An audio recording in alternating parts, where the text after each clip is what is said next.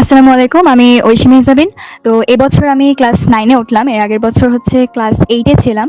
তো আমি national ideal English version স্কুলে পড়ি।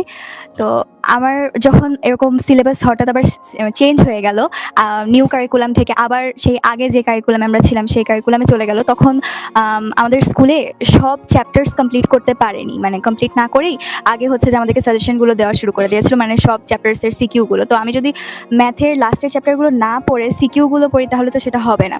তার কারণ ওর মাঝখান থেকে আমাকে এমসিকিউ করতে হবে। তারপর সিকিউ যে ওইগুলোই আসবে তা তো না, নতুন নতুন সিকিউ আসবে।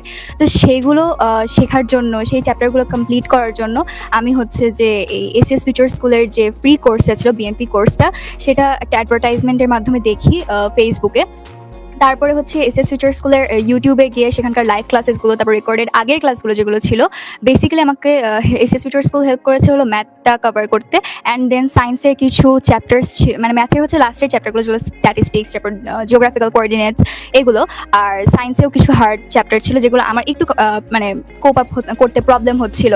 তো সেই চ্যাপ্টারগুলো আমি হচ্ছে এসএস ফিউচার স্কুলের এই ফ্রি বিএমপি কোর্স থেকে দেখেছি। অ্যান্ড লাস্টলি আমার আর কোনো ভয় ছিল না, এক্সামটা আলহামদুলিল্লাহ ভালো হয়েছে।